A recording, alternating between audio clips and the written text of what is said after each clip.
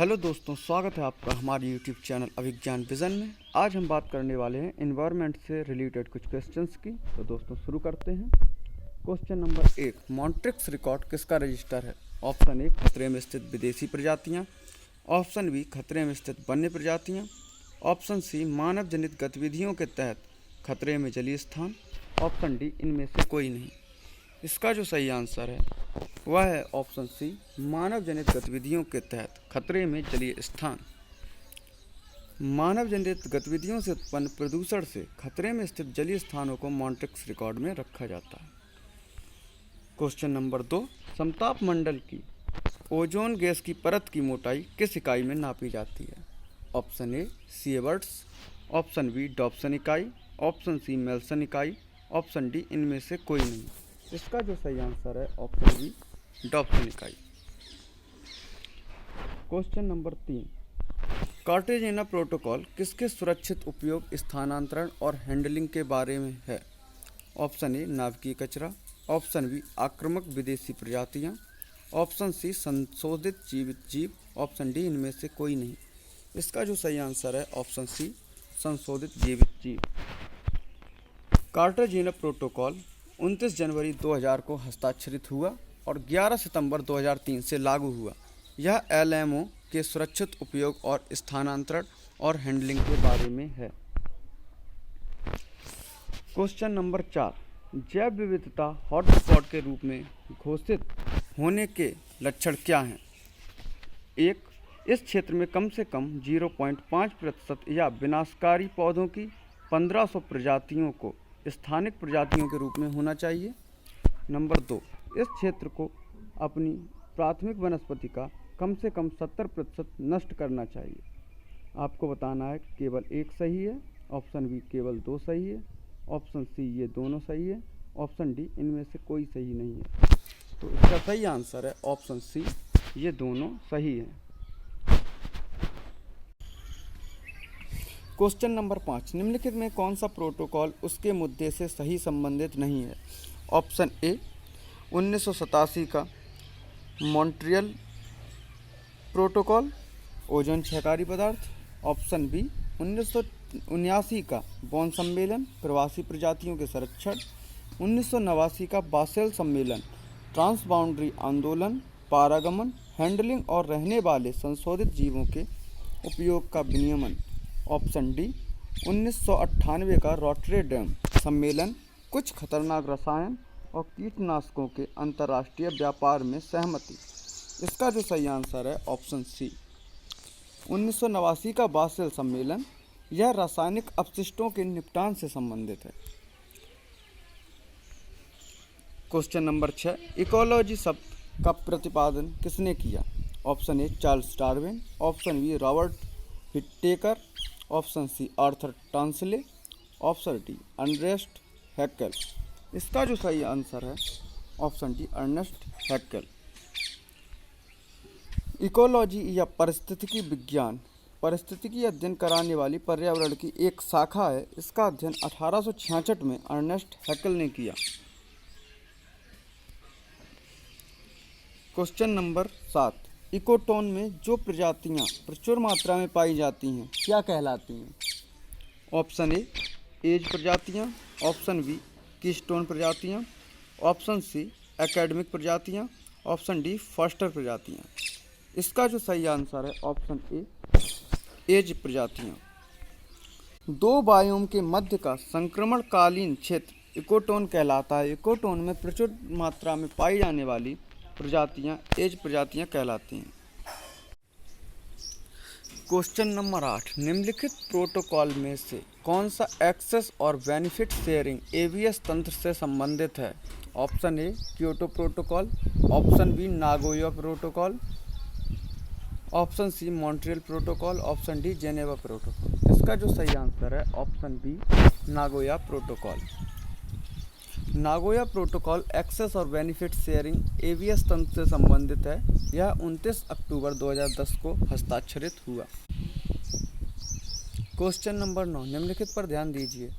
Number 1 अंतर्राष्ट्रीय जैव विविधता, नंबर 2 अंतर्राष्ट्रीय चावल अनुसंधान केंद्र, नंबर 3 अंतर्राष्ट्रीय मक्का और गेहूं सुधार केंद्र। ये क्रमशः किस देश में स्थित हैं? Option A Italy, Philippines, Mexico. Option B Mexico, Philippines, Italy. Option C Philippines, Italy, Mexico. Option D इनमें से कोई नहीं। इसका सही आंसर है इटली, फिलीपींस, मैक्सिको। अंतर्राष्ट्रीय जैव विविधता का कार्यालय इटली के रोम में है। अंतर्राष्ट्रीय चावल अनुसंधान केंद्र फिलीपींस, जबकि अंतर्राष्ट्रीय मक्का और गेहूं सुधार केंद्र मैक्सिको में स्थित है। क्वेश्चन नंबर 10, ओजोन डे मनाने की घोषणा किस प्रोटोकॉल में हुई?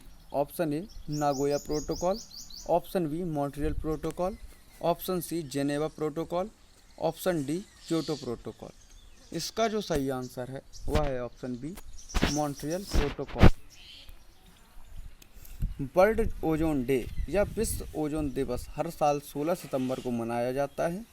इसकी घोषणा मॉन्ट्रियल प्रोटोकॉल 1987 में हुई।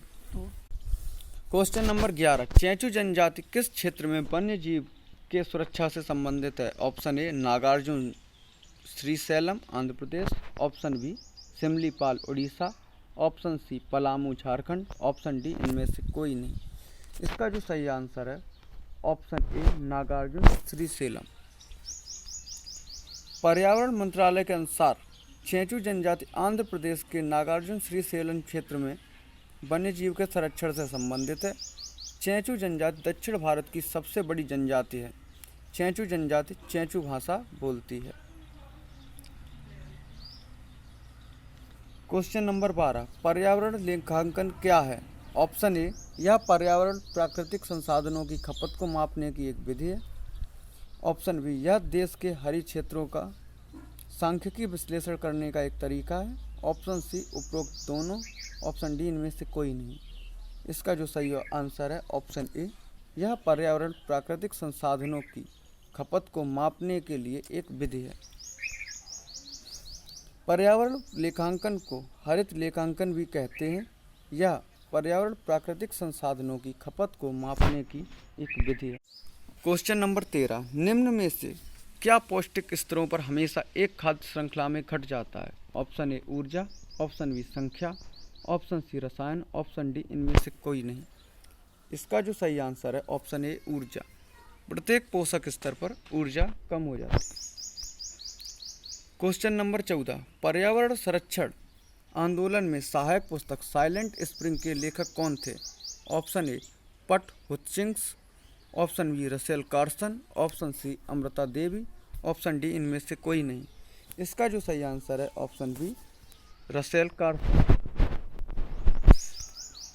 साइलेंट स्प्रिंग के लेखक रसेल कार्सन थे। यह पुस्तक 27 सितंबर 1962 को प्रकाशित हुई थी। यह पेस्टिसाइड के दुष्प्रभाव पर आधारित है। Question number 15, world wetland day की शुरुआत कब हुई? Option A 1968। Option B 1970। Option C 1971। Option D 1975।